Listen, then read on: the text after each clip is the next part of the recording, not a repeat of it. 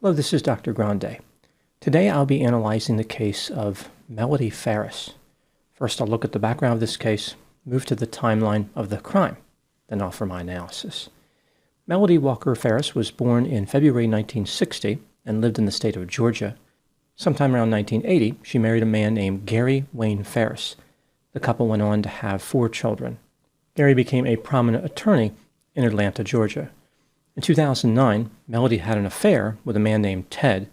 This lasted for a few years. Gary and Melody almost divorced in 2010. In 2013, for almost $1.1 million, the couple purchased 9.9 acres of property on Purcell Lane in Alpharetta. This city is an hour north of Atlanta. The property contained an 8,150 square foot 4-bedroom house and a 5-stall barn featuring a small apartment. In 2014, Melody started having another affair, this time with a man named Roy Barton, who went by the name Rusty. Tensions were running high between Gary and Melody, and they were not getting along too well. They not only slept in separate bedrooms, the bedrooms were on different floors of their house. Gary's bedroom was downstairs, and Melody's was upstairs. Also living on the property with them was their son, Scott Farris. He was in the apartment above the barn. Now moving to the timeline of the crime. On July 5, 2018, Scott Farris called 911 after discovering human remains on a burn pile 300 feet from the house on Purcell Lane. Here is what the police found during the course of their investigation. The remains on the burn pile belonged to 58-year-old Gary Farris. A .38 caliber bullet was found in his rib cage. Another .38 caliber bullet was found in the basement of the house. Spots of blood were discovered on the basement floor and on the steps. A small spot of Gary's blood was found on the step of a tractor. Before the police determined that Gary had been shot, Melody suggested his death may have been accidental because he had medical problems, like he had some type of medical episode and fell onto the burn pile. As far as how the fire was started, she claimed that her husband started it a few days earlier. Melody denied being unfaithful, but later admitted that she cheated with Rusty. She claimed that the affair was over, but that was not true. On June 18, 2019, Melody Farris was arrested and charged with malice murder, felony murder, aggravated assault with a deadly weapon, concealing the death of another, and making false statements. She went to trial in October 2024. Initially, the jury was unable to reach a verdict. However, on November 4, 2024, they found Melody guilty on all charges. At the time I'm making this video, a date for sentencing has not been set, but there really isn't much of a mystery as to what Melody's fate will be. She is facing a minimum sentence of life in prison. Now moving to my analysis. Melody Farris maintains her innocence, and she has a large number of supporters. They argue the state's case was very weak, and anyone could have killed Gary. Even the jury struggled with this case. The state, of course, disagrees. They believe the evidence of Melody's guilt was overwhelming. This brings me to the question, was Melody Farris guilty of murder? Let's take a look at the evidence both for and against the idea that she was guilty, starting with the inculpatory factors. Gary and Melody had a tumultuous marriage. They almost divorced 8 years before the murder, and Melody had been cheating for 4 years. Gary accused Melody of repeatedly betraying him and thought that she had tried to poison him. He told his son that each day with Melody was the worst day of his life. Melody sent a text message to a neighbor which indicated she was not a fan of her husband's continued survival. Referring to Gary, she wrote, "I hope he dies alone and a gruesome death."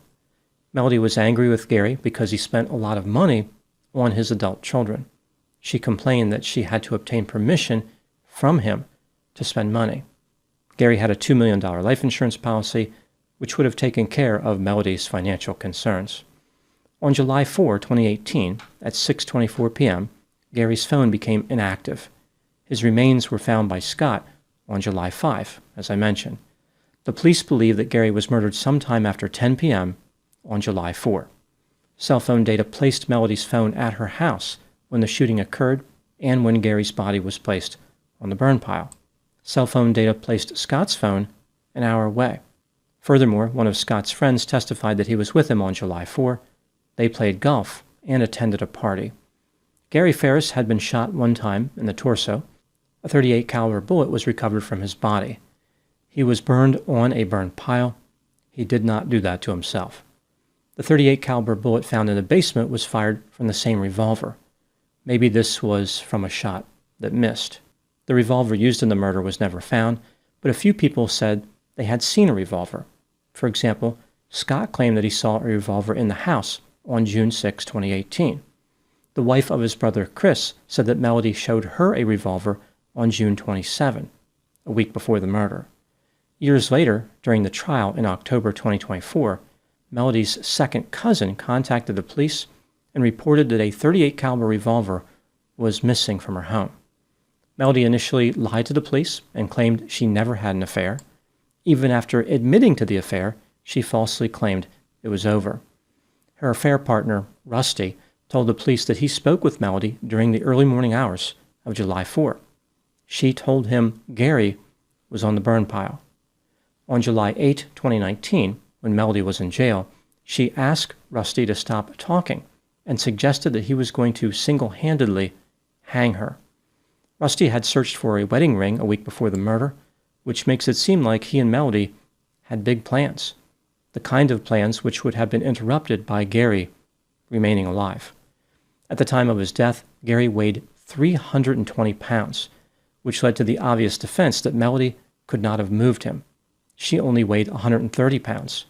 There was a tractor on the property which had a small amount of Gary's blood on a step. Maybe Melody used the tractor to move Gary's body. She stepped in his blood during the murder, and then it transferred when she climbed on the tractor. Moving to the exculpatory factors, Gary was killed with a .38 caliber revolver which was never found. The police searched the property thoroughly. How did Melody get rid of it? Even though a few people claim they saw a revolver, their descriptions of the weapon did not match. The second cousin's story is particularly difficult to believe. She waited until the trial to report her revolver missing. That's more than a little strange. There is no evidence that the second cousin ever owned a revolver, and even if she did, there's no way to prove it was the murder weapon. .38 caliber revolvers are extremely popular. It is very difficult to believe Melody could have moved Gary's body. There was a 190-pound weight difference. The theory that Melody used the tractor could be true, but it runs into a few problems. Gary's blood wasn't in the bucket. There were no drag marks outside, and there was no blood outside. If Gary was shot in the basement, what good would the tractor have done? It's not like Melody could have driven the tractor inside the house. It's technically possible that Scott was the killer. There are a few suspicious circumstances surrounding him. For example, .38 caliber ammunition was found in Scott's apartment above the barn. Scott talked to the police about a missing gun before Gary's cause of death was known. Scott's apartment was a mess, but his bathroom was squeaky clean. And Scott deleted images from a deer camera near the burn pile. 4 minutes after he did this, the camera captured an image of him. He decided to take time to delete these images as he was supposedly looking for his missing father. Even if one were to dismiss an alternate theory of the crime involving Scott, he had 3 siblings. Maybe one of them was involved. As far as Rusty's claim that Melody told him Gary was on the burn pile, Rusty recanted. He claimed that Melody never said that. When considering all the evidence in this case, do I believe that Melody Farris was guilty of murder? I believe she was guilty in reality, but I am not convinced beyond a reasonable doubt. It would have been pretty easy for someone to travel to the property, kill Gary, and leave. The small spots of blood on the tractor and in the house could have been there for a long time, or they may have been caused by something other than a gunshot wound. What do I think happened in this case? This is just a theory, my opinion. Melody and Rusty were having an affair. When Gary said that every day with Melody was the worst day of his life, Rusty thought to himself, that's exactly what I'm looking for. Time to buy a wedding ring. Melody decided to get rid of Gary. As far as how she carried out the murder, there's really no way to know. There are a few possibilities. Melody forced Gary at gunpoint to the burn pile and shot him there. This could explain the bullet in the basement. She fired a shot which was meant to miss in order to convince Gary she was serious. Like this is part of how she made him move out to the burn pile. Melody shot Gary in the basement. He ran outside, then collapsed. she moved his body to the burn pile with the tractor, or Melody had a conspirator who helped her pull Gary's body out of the basement. No matter what happened, Melody was very good at destroying evidence.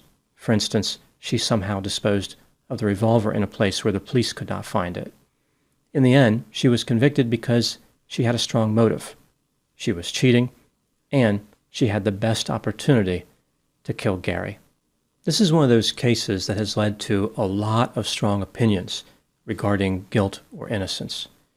Many people are confident that Melody did it, but there are also a lot of people who think that there's at least reasonable doubt. So this is that uncomfortable area where it seems like she did it, but there may not be proof that she did it. So if there's no way to prove she did it, that represents reasonable doubt. This is uncomfortable because if she was found not guilty, that meant she beat the system. In this case, of course, she didn't. She was found guilty. But I think it's important to respect the system. The system is based on reasonable doubt, and I don't think there's any way to escape that someone else could have committed this murder. There are many reasonable doubts in this case. Now, some may argue that the motive is enough, right? And I think this guilty verdict may have largely been driven by motive. Who else wanted Gary dead? Maybe a few people wanted him dead, but nobody wanted him dead more than Melody. She was the one who appeared to have the immediate need. So one can see the argument for guilty. That makes sense too. Again, this is a case where people are divided. People look at this case and interpret the evidence in very different ways. I think that Melody may have been very crafty, like she was able to destroy evidence, but she underestimated how bad it looked for her that she possessed a strong motive. So again, motive just may have played a major part in this case. There was another possible contributing factor in this case, which was very odd. Melody may have irritated members of the jury. Traditionally, when a jury comes into a courtroom or they exit a courtroom, everyone stands up. Even the judge stands up. In this case, in this trial, Melody did not. She remained seated. Later, one of her attorneys explained to the jury that he told her to do that because Melody and the jury members were peers. I have never heard this explanation before, although I don't remember another case where a defendant was capable of standing up in a trial and they did not stand up. So, I don't know, but it just seems like a very strange thing for an attorney to tell a client. You're going to tell them to sit down because they are equal with the jury. And the lawyer even explained that Melody stood up for the judge because the judge was above everybody. The judge represented the law or something like that. Something to that effect. That was really peculiar. So the defendant is going to show more respect for the judge than the jury.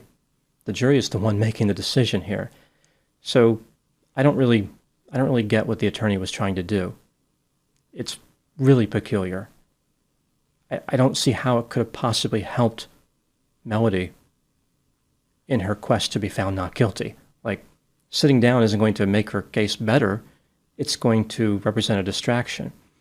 And I don't know if the jury really heavily considered that behavior or not. They may have not even noticed it. There's a lot of people standing up. They're trying to find their seat. It might not even occur to them to look over and see what Melody is doing. After all, why would she be seated? So it could have really played no part. However, maybe it did a little bit. Maybe it biased one or two jury members against her. It's just not worth taking that chance. I'm really surprised by that advice that the attorney gave. My last thought here is about the nefarious nature of infidelity. Melody could have divorced Gary instead of killing him, but many people who cheat are the type of people who want everything. They want it all. They don't want to pay for anything. They want everything at the same time without consequences. So just greed and maybe some laziness. This I want it all characteristic contributes to people cheating in the first place. They see somebody they want to have sex with and they just do it. It doesn't matter that they're married. They find a way to hate their spouse. So if they didn't already hate their spouse, they rationalize. They find reasons why the spouse is now undesirable, and therefore the cheating is magically permissible. It might even be the best thing for everybody. That's what people do sometimes to justify cheating. They do more than pretend it's not bad. They try to argue it's actually good. It's actually helping people to move past the destructive marriage. When this is taken to an extreme, again, this I want it all attitude and this strange rationalization, it allows the cheater to develop a justification for homicide. After all, that is the ultimate way to get everything. Cheaters who turn into killers often forget about the life in prison part. Those are my thoughts on the case of Melody Farris. Thank you so much for watching. I'll talk to you soon. Just a reminder that I have a Patreon account which features about 300 pre-release videos. Please consider supporting me there. It really helps. I will put the link to Patreon in the description for this video.